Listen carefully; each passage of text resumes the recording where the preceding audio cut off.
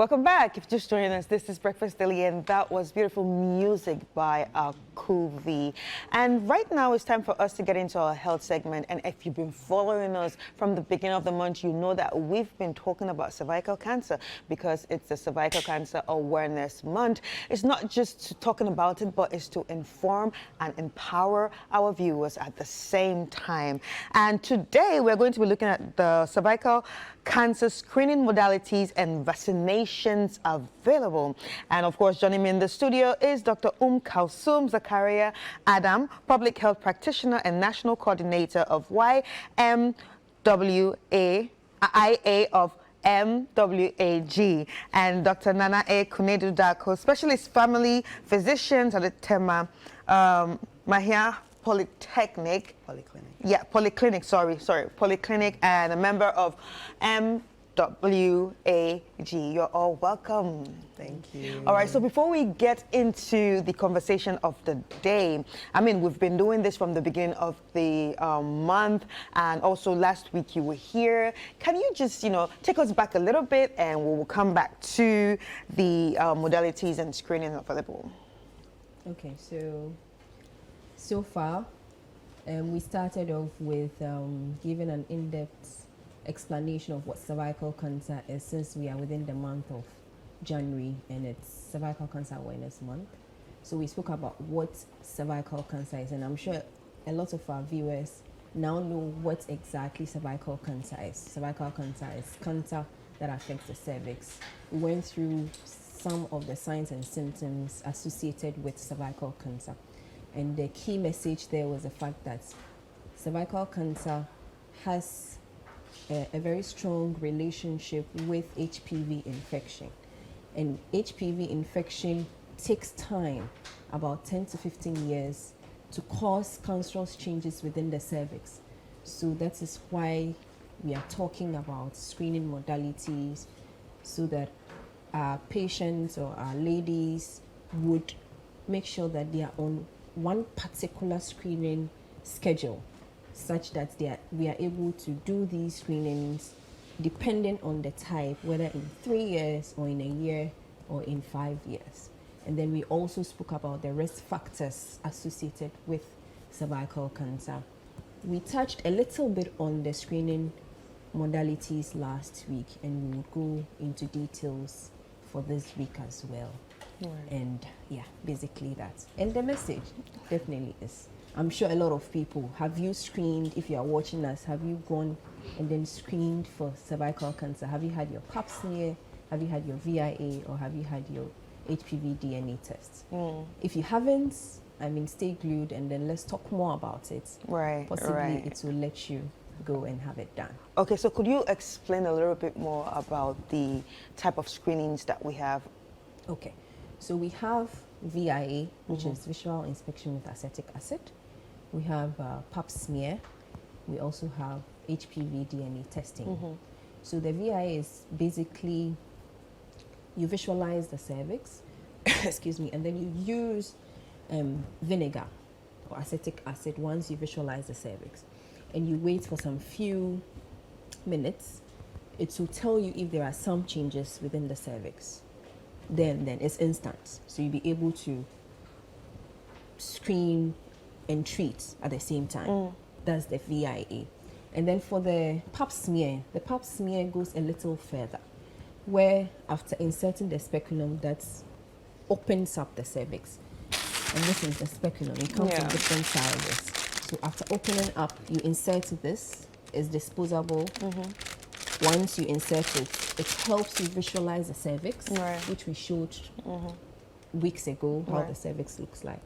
And then you use a spatula or a brush to take some cells and then put it on a glass slide, and then take it to the lab where it is visualized under the microscope for any changes. And then for the HPV DNA, usually what you do is that you run tests on the cells to be able to tell if the presence of HPV DNA, because that is what we say most of the time. It has a strong relationship with the formation of cervical cancer. And if you are doing VIA, usually is every year or every 3 years. But then for pap smear is every 3 years. And then for HPV DNA, usually if you are doing HPV DNA, it's recommended that you have it every 5 years.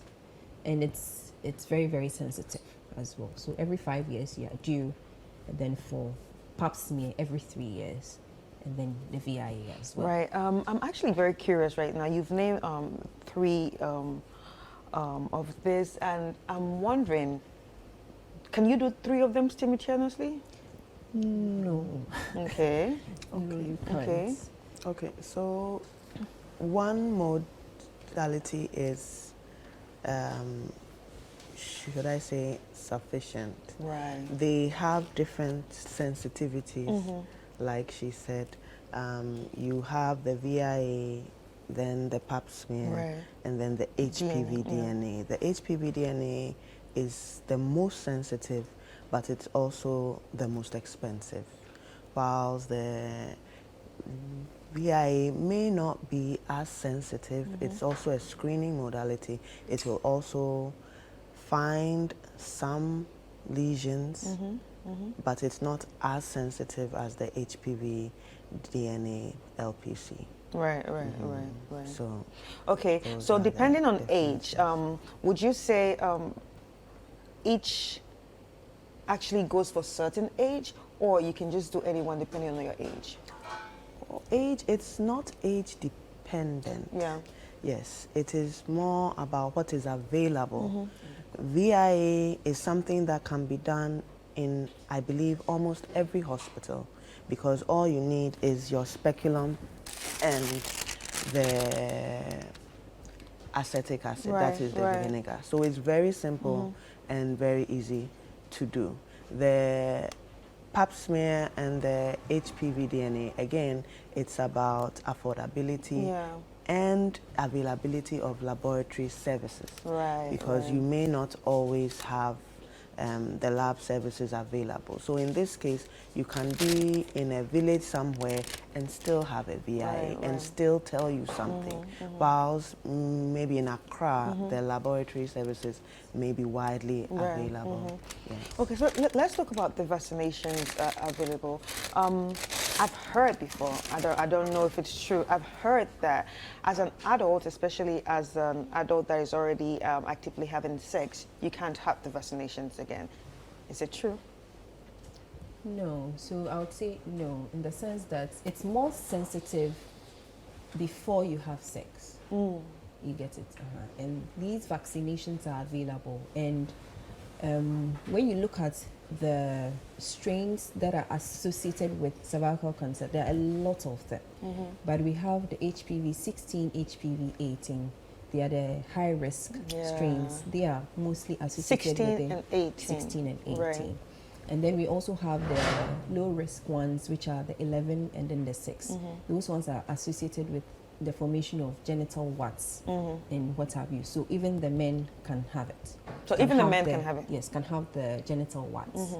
And if they are also, they have the infection that is affecting, now our sexual orientation has changed. We have oral sex, we have all of that, yes. So some of them have also been implicated in the formation of oropharyngeal cancers, as well as vulvar cancers, vaginal cancers, and what have you. Right. Yes, so the vaccine is available. For instance, we have the Gardasil, either Gardasil or Gardasil 9. So Gardasil actually has 4 different, it vaccinates you against 4 different HPV viruses, which we have the 16, 18, and then the 6 and then 11. That's the quadrivalent one. And then the 9 has other additional ones. So 7 high risk ones plus the 2 low risk ones. Right. So once you have it, it is recommended that for ladies from the ages of 9 upwards to about 25, you can vaccinate them. And it's actually protective, 90%. It protects you 90% of the time from getting HPV cervical cancer associated with those particular strains. You get it. And then also the males can also have the vaccines. It's also recommended that for the boys, you can vaccinate them at about age 11, Yes, age 12, yes, yeah. thereabouts. Right. So all of this is to help protect you against these strains, but it doesn't make you immune Two. to Yeah. not developing cervical cancer. Right, right. So once you get vaccinated, you still have to screen, even though it reduces your chances.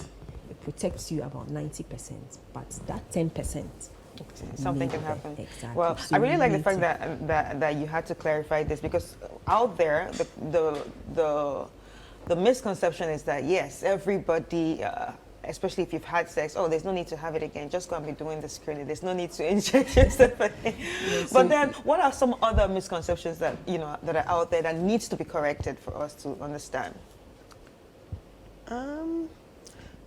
One of the misconceptions is if you're a child, we are talking about vaccinating 9-year-olds, 10-year-olds, and people are like, what does a 9-year-old have to do with having sex? Are we trying to encourage our girls and our boys to have sex by vaccinating them against this thing at this age? And the point is that you want to protect the child before they are exposed. So it's not about encouraging them to have sex, it's about protecting them, protecting our boys, protecting our girls, so that in the future they would have a much lower risk of having cervical cancer, whose effects can be quite devastating on the life of the person. The other myth that may be prevalent is that if I don't have symptoms, I'm fine. Yes, yes. I don't have symptoms, so I'm fine. Why should I check when I'm fine? And What you don't know will not kill you. exactly. And this just goes to remind everybody that a lot of times cervical cancer has no symptoms. Oof. Especially in the very beginning. Absolutely no symptoms. You won't feel a thing. By the time you start experiencing symptoms, it might be far advanced. Oh. So I feel fine, I am fine, does not mean you shouldn't get screened. Get screened. Right. If you haven't gotten screened, January has a few days left. Beyond January, you can still screen. Beyond January, you can still screen. It's so important. Do it on your birthday, do it on your anniversary. Husbands, remind your wives, your girlfriends, your sisters, your mothers, your aunts, your children. Make sure you get screened. Right, and also take the children to go and vaccinate. Yes. Very, very Yes. important. Yes. But talking about vaccinations, where can people, go to for these vaccinations? Are they expensive? Are they accessible? Yes, they are accessible. Unfortunately, I don't think all government institutions have it. So there are specific private institutions that do have these vaccines. I know for sure in Kolebu, the Reproductive Health Center, they do have these vaccines. And you need about 2 or 3 depending on your age. And each shot is quite expensive. Currently, it's 720 cedis per shot. Wow. Yeah.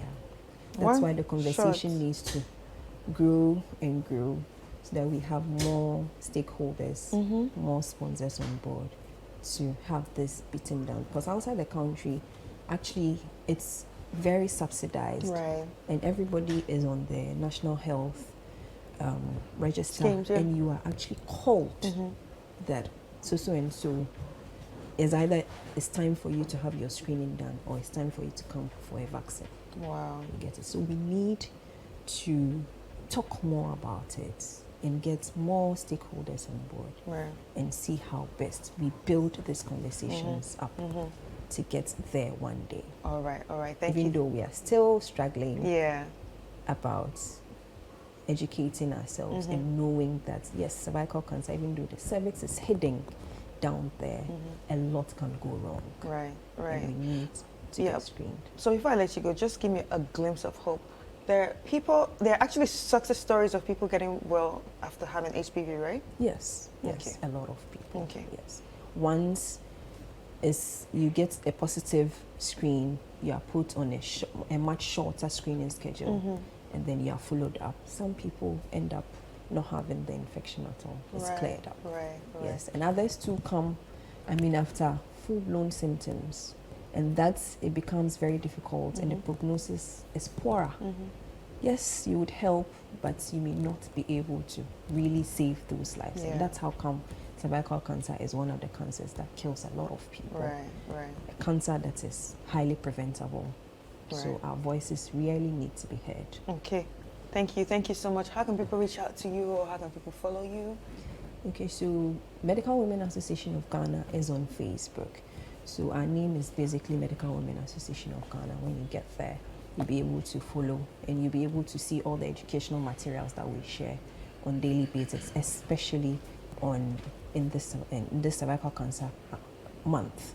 Yes, so you can still follow us even on Instagram as well, Medical Women Association of Ghana. All right. And then you get there. Okay. And then the last thing I want to say before we go is that WHO's strategy for 2030 is at least 90, 70, 90. We need to have 90% of our girls vaccinated against cervical cancer. At least 70% of our women should be screened, must have been screened, and then 90% of all those who get positive results, at least if it's precancerous lesion, should be treated and cured. And then if it is full-blown cancer or early stages, should be managed. Right. So I don't know where Ghana has gotten to, but that is a strategy for 2030 globally. So the message is, let's start from somewhere. Let's start getting screened, and I'm sure we would be able to get there. We are already in 2024. Okay, Yeah. Thank you so much, Dr. Kalsum Zakaria, Public Health Practitioner and National Coordinator of YMWIA of MWAG, and also thank you, Dr. Nana A. Kunedu-Dako, Specialist Families Physician, Tema Mahian Polyclinic, and member of MWAG. Thank you for coming. Thank you for having us. All right,